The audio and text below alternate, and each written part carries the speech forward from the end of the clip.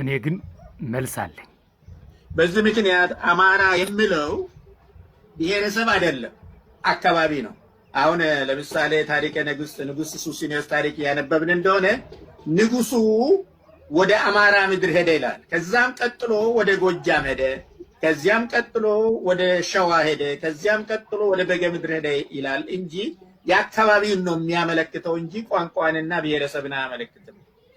ይሄ የኢትዮጵያ ታሪክ ብቻ አይደለም። እስላሞችም እስከ 1900 መጨረሻዎቹ ድረስ የተጻፉ የእስላሞች መዋዕለ ዜና ከአረብ ሀገር ከምን ሀገር የተውጣጡ ሸዋ፣ አማራ ስሉ የሚያመለክቱት ያችን ምድር ነው እንጂ ቋንቋ ወይ ባህል እንደሰማ ነው ወይ የተወሰነ ህዝብ አይደለም። ኃይሌ ላሬው የተባሉ ምሁር ምንድነው የሚሉት? አማራ የሚባል የቦታና የቋንቋ ስም እንጂ ደማዊ ማንነት አይደለም ነው የሚሉት። እኔ ግን መልሳለኝ። አማራ የሚባል ደማዊ ማንነት እንዳለ እርስዎ ካሉበት ጊዜ በፊት ተጨባጭ የሆነ ማስረጃ አለኝ። ደብዳቤ፣ ሌላም መጽሐፍት ሪፈር እያደረግን ይዘን ምንቀር ይሆናል።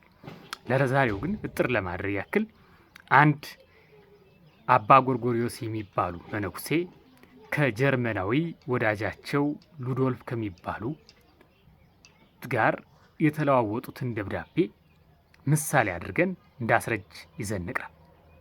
ይሄም ምንድን ነው የሚለው መሰላችሁ? አባ ጎርጎሪዮስ ለወዳጃቸው ደብዳቤ ሲጽፉ እንዲህ ብለዋል። ጓደኛዬ ሆይ ስለ እኔ አመጣጥ አታስብ ይላል። እኔ የመጣሁበት ትሁት ከሆነው የአማራ ጎሳ የኢትዮጵያ ሕዝብ መሪዎች፣ ገዢዎች፣ የጦር አዛዦች፣ ዳኞችና የኢትዮጵያ ንጉሥ መሪዎች ከሚወጡበት በንጉሱ በገዢውና በባለስልጣናቱ ስም የሚሾሙና የሚሽሩ የሚያዙ የሚናዝዙ ከተከበረው ቤት ከቤተ አማራ ወገን ነኝ ይላል።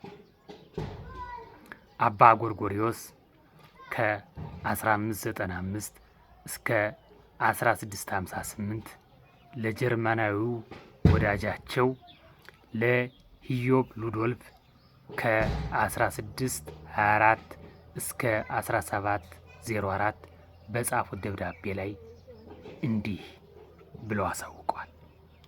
ስለዚህ አማራ አጥንት ዘር የሚቆጠርለት ደማዊ ማንነት ያለው እንጂ እንዲሁ እርስዎ ወይ ደግሞ ኃይሌ ላሬው እንዳሉት የቦታ ወይ ደግሞ የቋንቋ ስም ብቻ እንዳልሆነ ይሄ አንዱ ማሳያችን ነው ከብዙ መረጃዎች ውስጥ። ስለዚህ ምናልባት ይሄን ነገር ማየት የበለጠ ሪፈር ማድረግ ለምትፈልጉ ሰዎች ደግሞ እንዲህ ከሚል አጭር ተሲስ ወይ ደግሞ ኢንተርኔት ላይ ሰርች ብታደርጉት ታገኛላችሁ። ጎርጎሪዮስ ኤንድ ሉዶልፍ ዘ ኢትዮጵያን ኤንድ ጀርመን ፎርፋዘርስ ኦፍ ኢትዮጵያ ስኮላርስ 6052 ጂሲ ቪዚት ቱ ተርጂኒያ ባይ ወልበርት ስሚድ የተጻፈ። ስለዚህ ይህን ነገር ሰርች ብታረጉ አማራ የሚባል ማንነት በተጨባጭ አስረጅ ነገሮች የምታገኙበት ነው።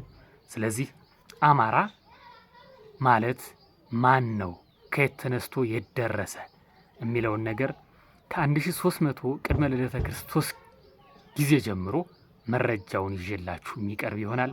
እስከዛው ድረስ መረጃውን ከወደዳችሁት ለወዳጅ ለጓደኞቹ ሼር፣ ኮመንት፣ ላይክ ያድርጉ። ለዛሬው ሰላም።